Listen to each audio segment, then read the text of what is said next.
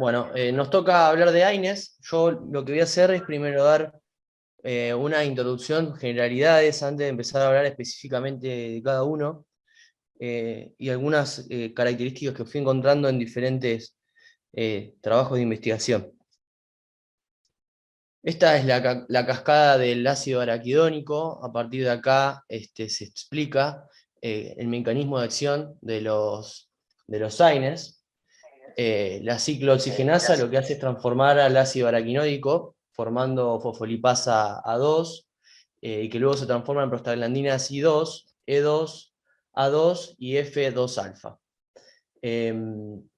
También sintetiza por la tromboxano sintetasa el tromboxano A2, que cada una tiene diferentes funciones que van a explicar cuáles son los efectos que se producen al inhibirlas, que van a determinar los efectos terapéuticos y los efectos adversos de los AINES.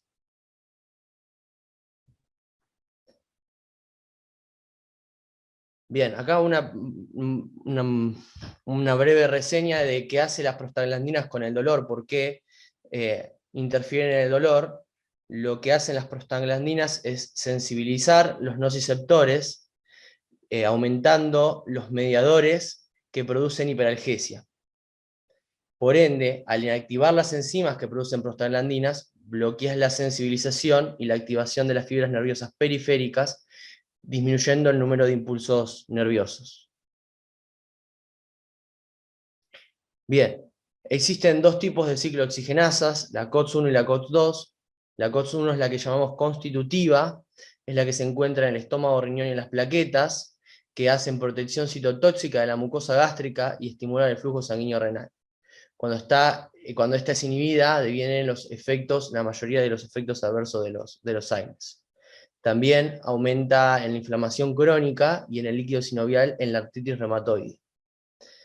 La COX-2 es la inducida, se le atribuye los efectos terapéuticos, antiinflamatorios, analgésicos y antipiréticos.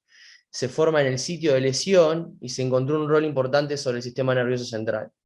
Su inhibición es responsable de producir injuria renal y también es constitutiva en los ganglios del asta dorsal y la sustancia gris. También se está estudiando una COX-3 y bueno, lo que se vio es que los AINES que se desarrollaron, algunos actúan selectivamente y algunos no son selectivos, inhiben las dos. Por ejemplo, los no selectivos que inhiben tanto la COX-1 como la COX-2, tenemos la aspirina, el naproxeno, el ibuprofeno, el ketorolac, la dipirona. COX-1 selectivos como la aspirina. AINES que inhiben COX-1, COX-2, pero preferentemente la COX-2, como el diclofenac, la nimisulida y el meloxicam, y los COX-2 selectivos, que tenemos el más utilizado, que es el celecoxib y también el etoricoxib. ¿Qué funciones se le encontró a los AINES dentro del sistema nervioso central? Se descubrió que aumentan los niveles de serotonina y noradrenalina, lo cual tiene un importante rol en la modulación descendente de impulsos nociceptivos. Aumenta los niveles del ácido quinurénico, es un antagonista endógeno de los receptores del glutamato NMDA, lo cual tiene un papel importante en la hiperalgesia central. Estos, en respuesta a la sobreestimulación, produce un daño neuronal por excitotoxicidad. Bueno, las ventajas y desventajas que tienen los AINES a grandes rasgos, que no producen depresión respiratoria, como otros analgésicos, no inducen tolerancia, no producen dependencia física, tienen efecto techo, por ende su poder analgésico es limitado, no dependen de la dosis, por ende al aumentar la dosis prolonga la duración de su efecto, pero no produce más analgesia, sí aumenta la incidencia de efectos adversos, y son ahorradores de opioides.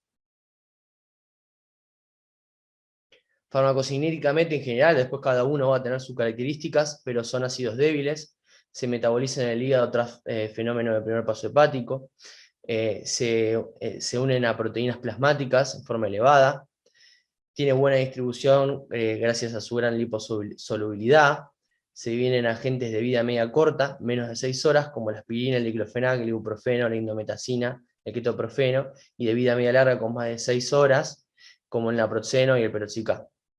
La mayoría se excreta por lo general a nivel urinario. Bueno, las vías de administración más utilizadas, hay más, pero las que más estudiaron son la intramuscular, que no es la vía más indicada para el dolor posoperatorio, ya que la distribución del fármaco es irregular y descontrolada. Existe la posibilidad de infección en el sitio de inyección, es dolorosa e irrita, y si el paciente tiene dolor y está contraído, lo que disminuirá es la irrigación muscular, por ende va a haber menor absorción, y si está hipovolémico o hipotenso, retrasará su absorción también. La vía oral es apropiada cuando el paciente ha recobrado la lucidez y la función gastrointestinal, no es dolorosa y permite la autoadministración. La absorción se lleva a cabo en estómago, en la primera porción del intestino. Puede administrarse en tabletas, jarabes, grajeas, comprimidos, cápsulas, y tiene desventajas. Los AINES sufren primer paso hepático, lo cual disminuye la cantidad de droga que llega a la biofase. También la intravenosa, que permite un rápido comienzo de acción más predecible y evita procesos intermedios. También está estudiada la vía intrarrectal, es muy errática, y también la forma inhalatoria que se estuvo estudiando en el COVID.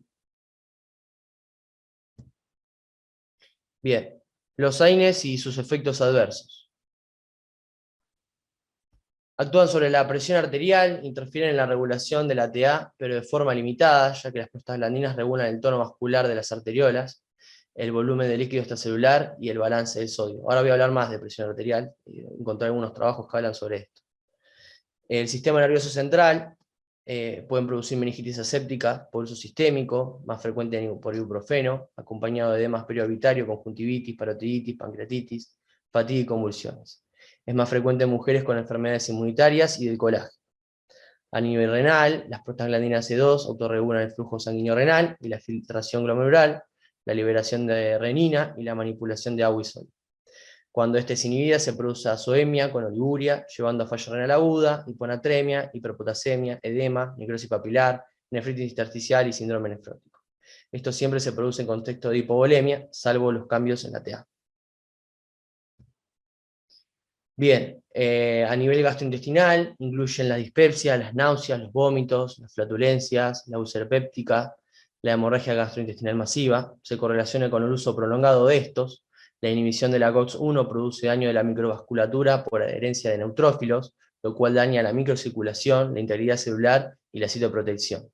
Esto se puede prevenir administrando omeprazol, por ejemplo, 20 miligramos DIVA, o famotidina 40 miligramos cada 12 horas en pacientes de alto riesgo. Y acá hay un recuadro en el que explica a quienes son pacientes de alto riesgo. Son pacientes con historia de úlcera previa, o historia de complicaciones ulcerosas previas. Tienen un riesgo aumentado de 13,5%. Las características de la utilización de los DAINES aumentan un riesgo del 6,7%, las dosis altas, asociados a corticoides o asociados a anticoagulantes, la edad mayor de 60 años, que cuanto más sea la edad, de 60 a 79 aumenta 3 veces el riesgo, y más de 79 aumenta a 4 veces el riesgo, y las enfermedades concomitantes graves o enfermedades cardiovasculares aumentan el riesgo por 2. Las reacciones de hipersensibilidad en pacientes que al usar aspirina se exacerban su rinosinusitis, sus pólipos nasales y asma, presenta reacción cruzada con otros AINES. Además, también pueden inhibir las prostaglandinas broncodilatadoras. Y la coagulación pueden prolongar el tiempo de sangría y protrombina, llevando a diatesis hemorrágica en pacientes susceptibles, como ocurre en la hemofilia. Inhiben el tromboxano A2, el cual es un potente agregante, pero se contrarresta con la inhibición de las prostaglandinas I2, la cual inhibe la agregación plaquetaria. Bueno, este es un trabajo que encontré sobre la hemorragia digestiva alta. Se hizo un estudio en donde se encontró que la incidencia de hemorragia digestiva alta era de 4 casos cada 10.000 individuos año, y el 38% de estos fue a causa de los AINES. Los AINES con mayor riesgo fueron el ketorolac, el piroxicam, la indometacina, el naproxeno, la aspirina, el ketoprofeno, y aún así, aunque se usaron a dosis bajas. Después, riesgo moderado, tenés el meloxicam y el dexketoprofeno, y el de menor riesgo fue el ibuprofeno y el diclofenac. También el que menos riesgo tuvo, que sale de la familia y son de los COTSIS, es el Celecoxib, con un odds ratio de 0,3, con un índice de un intervalo de seguridad de 0,03 a 4,1. Lo que tiene es que este riesgo bajo es solamente durante los primeros 6 meses del tratamiento. Se vio que cuando se superan los 6 meses de tratamiento, el riesgo es igual que en ibuprofeno y en diclofenac. Y acá en el cuadro de la derecha podemos observar el riesgo de hemorragia digestiva, como habías hablado hoy a la mañana, Marce. Por ejemplo, el diclofenac tiene un odds ratio de 3,7, con un IC de entre 2,6 y 5,4, el ibuprofeno de 3,1, el ketorolac de 24,7, también el piroxicam de 7,2. Bien, después, el riesgo cardiovascular con respecto a los AINES. Este es otro estudio que encontré, que decía que todos los AINES, menos la aspirina, aumentan el riesgo de IAM, ictus, insuficiencia cardíaca descompensada y FA. Este riesgo aumenta con la dosis y con el tiempo del uso. En un metaanálisis se comprobó que los AINES aumentan el riesgo de IAM e ictus con respecto a no tomarlo. Por ejemplo, el diclofenac obtuvo un riesgo relativo de 1,24, el meloxicam un riesgo relativo de 1,24 también, y la indometacina un riesgo relativo de 1,36, siempre superando a los pacientes que no se les dio AINE y se les dio placebo. Después, en una revisión sistémica de los efectos vasculares y gastrointestinales de diferentes AINES frente a placebo, se observó que los COPSIB, el diclofenac y posiblemente ibuprofeno a altas dosis presentaban un aumento del riesgo vascular similar. Esto se debía principalmente al incremento de eventos coronarios graves, IAM y muerte por enfermedad coronaria. El riesgo relativo de eventos vasculares graves para los distintos AINES evaluados fue la siguiente. El COPSIB obtuvo un riesgo relativo de 1,37, el diclofenac un riesgo relativo de 1,41. Los resultados con ibuprofeno no fueron estadísticamente significativos, tiene un riesgo relativo de 1,44, aunque sí aumentó la incidencia de eventos coronarios graves, un riesgo relativo de 2,22. Es destacable que no se observó ningún incremento de riesgo en eventos vasculares graves con naproxeno, que tiene un riesgo de 0,93. O sea que la incidencia de muerte de origen vascular aumentó significativamente con el COPSIB y con el diclofenac.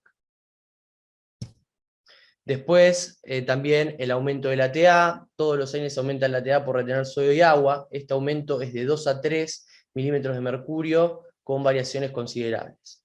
El etoricoxib fue el que más riesgo tiene a dosis 90 miligramos, por el cual está contraindicado en hipertensos mal controlados. En un estudio, en un trabajo con 54 estudios, de los cuales 123 fueron tratados con AINES, cumplieron los criterios de inclusión. La edad media fue de 46 años, de los 1.324 participantes, 1.213 eran hipertensos, el 92%. Lo que se descubrió es que el efecto de aumento de la presión fue encontrado en los pacientes hipertensos y no tanto en los pacientes que no tienen hipertensión previa.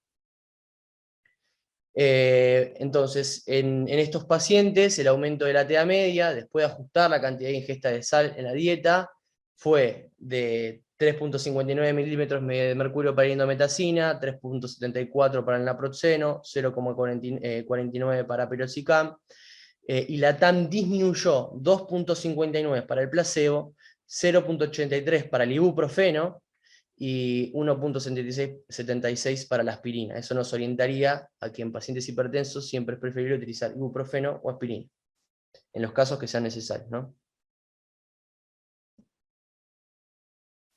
Bien, la mortalidad en pacientes con patología cardiovascular previa, hay un estudio, un metaanálisis que Se estudiaron pacientes mayores de 30 años de edad que ingresaron con IAM por primera vez entre el año 1997 y 2006, y su posterior uso de AINES se identificaron mediante la vinculación a nivel individual de los registros nacionales de hospitalización y dispensación de medicamentos de Dinamarca.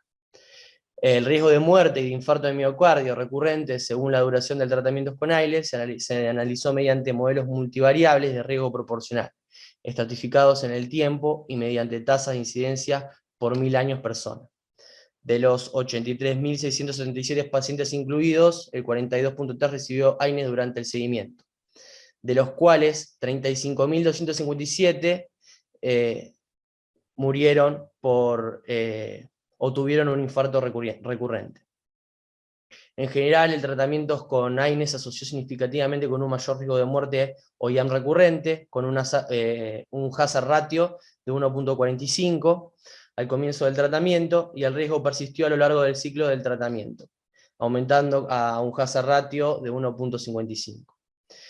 El análisis de AINES individuales mostraron que el AINE tradicional diclofenac se asocia con el mayor riesgo, que tiene un hazard ratio de 3.26. O sea que se encontró que el diclofenac es el que tiene mayor riesgo, mayor mortalidad y mayor riesgo de IAM recurrente. Después, el riesgo renal. Los AINES pueden alterar la función renal por inhibición de la COX-1, que regula la filtración glomerular, y de la COX-2, que interviene en la excreción del agua y sal. Los usuarios de AINES tienen un riesgo 3 veces mayor de desarrollar falla renal aguda en los que no los usaron. Parece que a dosis altas hay más riesgo relativo que a dosis bajas. El riesgo relativo a dosis altas es de 3.4 y a dosis bajas de 2.5. Se ha estimado que un 8% de los pacientes con insuficiencia renal subaguda padecen nefropatía por AINES. El riesgo de falla renal aguda se duplica en el tratamiento con cualquier AINE. En naproxeno se encontró un riesgo relativo de 2.42, celecoxib de 1.54. El ibuprofeno parece estar asociado a bajo riesgo a dosis habituales, aunque aumenta a dosis alta. El odds ratio asociado a ibuprofeno en dosis menores a 1200 es de 0,9, a dosis de 1200 a 2400 miligramos día es de 1.89, y más de 2400 miligramos día es de 2.32. En principio, en pacientes con riesgo renal se debería evitar el uso de AINES, y en caso de necesitar tratamiento, parece que el ibuprofeno a dosis menores de 1200 miligramos al día tendría menos riesgo. Bien, y esto en respecto a los AINES y las situaciones clínicas basales son recomendaciones que encontré, que dice que si tiene un paciente con riesgo cardiovascular elevado, el ibuprofeno se debería administrar hasta 1200 miligramos día, o el naproxeno hasta 1000 miligramos día. Si hay riesgo gastrointestinal, se debe administrar ibuprofeno asociado a inhibidores de la bomba de protones, y como alternativa a utilizar diclofenac más inhibidores de la bomba de protones, o el COX-IB también con inhibidores de la bomba. Cuando hay bajo riesgo gastrointestinal y alto cardiovascular, preferentemente utilizar naproxeno. Cuando no hay alto riesgo gastrointestinal y bajo riesgo cardiovascular, preferentemente usar un COX-IB o un AINE más un inhibidor de la bomba de protones. Y si hay riesgo cardiovascular y gastrointestinal altos, hay que evitar los AINES todo lo posible. Bien, y ahora comienzo a hablar con los dos fármacos que me tocaron, ibuprofeno y celecoxib. El ibuprofeno es un derivado del ácido propiónico, con propiedades analgésicas, antiinflamatorias y antipiréticas. El efecto terapéutico deriva de la inhibición de la prostaglandina sintetasa. El mecanismo de acción inhibe tanto la COX-1 como la COX-2, evitando la producción de prostaglandinas a nivel periférico, pero tiene poco efecto sobre el tromboxano y las prostaciclinas. Inhibe la migración leucocitaria al área inflamada, impidiendo la liberación de citoquinas y otras moléculas que actúan en el nociceptor. No altera el umbral del dolor ni modifica los niveles de prostaglandinas cerebrales. La antipirosis se logra por vasodilatación periférica, debido a acción central sobre el centro regulador de la temperatura en el hipotálamo. Las indicaciones en procesos reumáticos agudos y crónicos como la artritis reumatoidea, la artritis idiopática juvenil, espondilitis anquilosante, la artrosis, tratamiento sintomático del dolor leve a moderado, ejemplo de origen odontológico o posquirúrgico, y la migraña. Se utiliza también en la dismenorrea primaria, la fiebre, el conducto arterioso persistente hemodinámicamente significativo en recién nacidos prematuros de menos de 34 semanas y la fibrosis quística. La vía de administración se puede administrar intravenoso, intramuscular, que viene en ampollas de 400 miligramos en 3 mililitros, vía oral en comprimidos, tabletas o cápsulas, polvo para suspensión, que vienen de 400 a 600 miligramos, o suspensión de 40 a 60 miligramos mililitros. También en forma tópica, en gel o en pomadas en 50 miligramos gramo. La farmacocinética se absorbe rápidamente a nivel gastrointestinal, presentando picos a los 60 a 120 minutos luego de la administración vía oral, el cual dura desde 4 a 8 horas. Tiene una vida media de 2 horas, se une a proteínas plasmáticas, se metaboliza en el hígado y se elimina a través del riñón. Y se acumula en el líquido sinovial. Las dosis para los diferentes procesos dolorosos leves a moderados, o fiebre, se administran vía oral de 40 a 60 miligramos cada 8 horas, dosis máxima hasta 2.400 miligramos día. En niños menores de 3 meses a 12 años, de 20 a 30 miligramos kilo día, en 3 a 4 tomas, en intervalos no menos a 4 horas. En artritis reumatoidea se administran de 1.200 a 1.800 miligramos días, con una dosis máxima también de 2.400 miligramos, y en la artritis juvenil se administra hasta 40 miligramos kilo día. En la dismenorrea está recomendado 400 miligramos hasta aliviar el dolor, se recomienda no superar los 1.400 miligramos día, y en adolescentes de entre 2 a 18 años puede usarse hasta 1.600 miligramos día.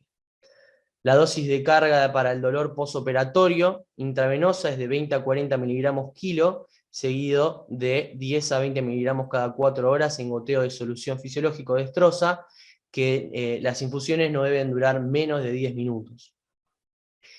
En el ductus arterioso persistente se utilizan 10 miligramos kilo endovenosos a las 3 horas post el nacimiento, seguido de 5 miligramos kilo a las 24 y 48 horas. Esto mantiene las prostaglandinas bajas por 72 horas.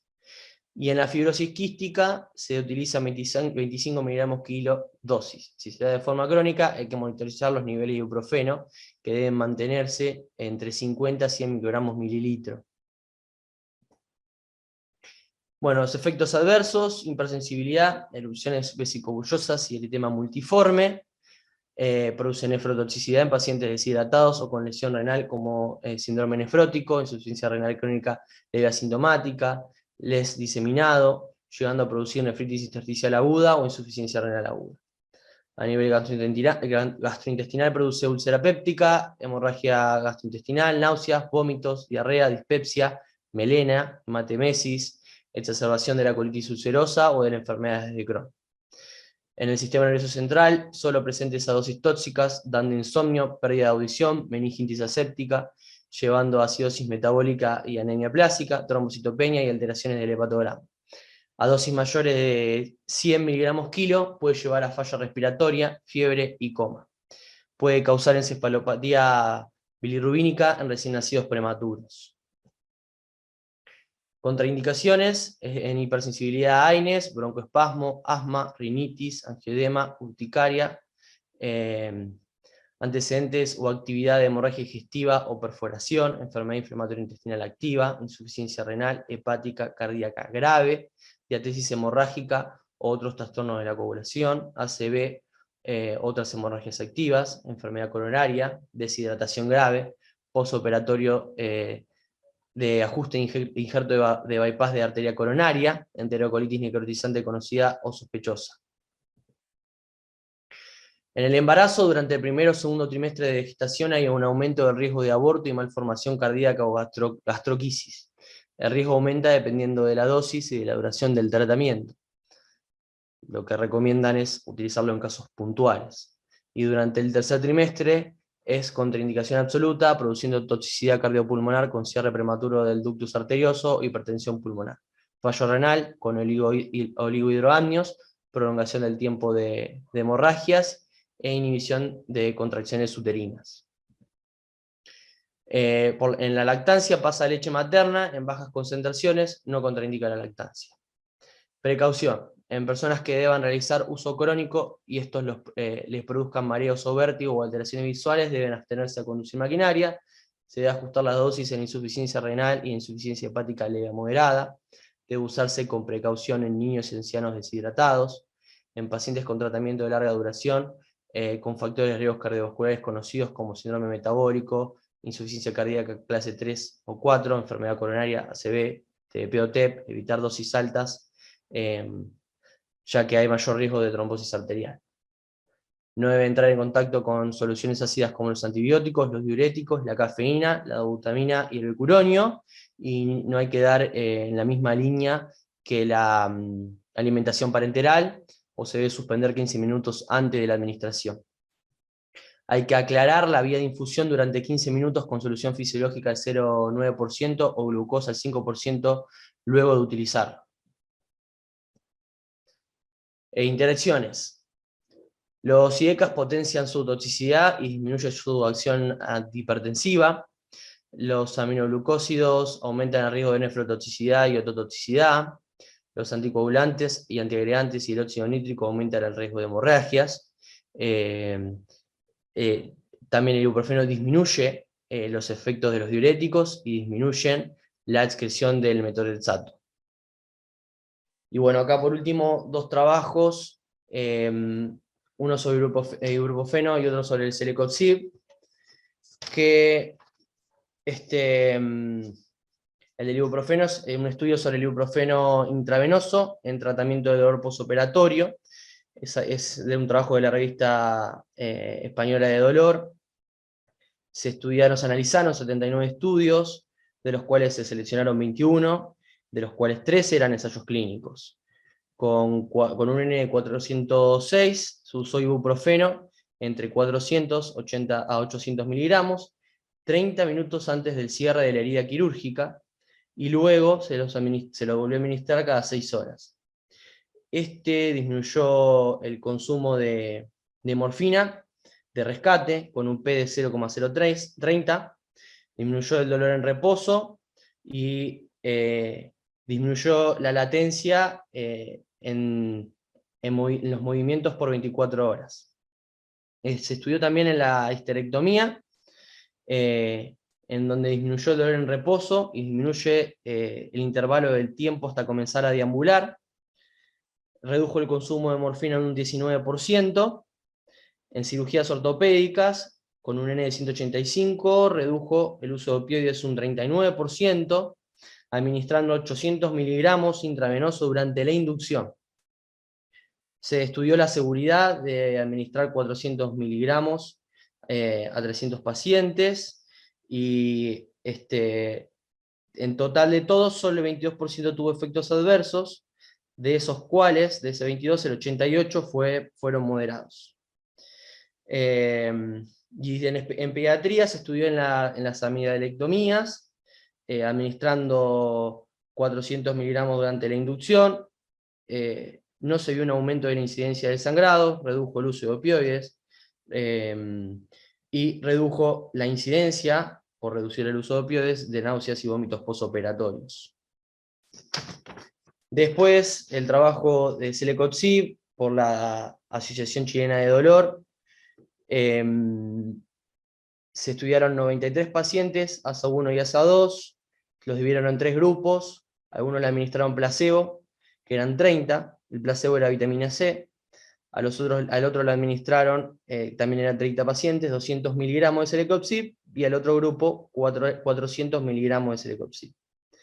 Se lo administró 30 minutos antes de procedimientos ortopédicos, en donde se le hizo anestesia general, primero administrando como premedicación midazolam 20 microgramos kilo, hicieron la inducción y la anestesia con propofol 2 miligramos kilo, remifentanilo 0,5 microgramos kilo minuto y rocuronio 0,6 a 1 miligramo kilo.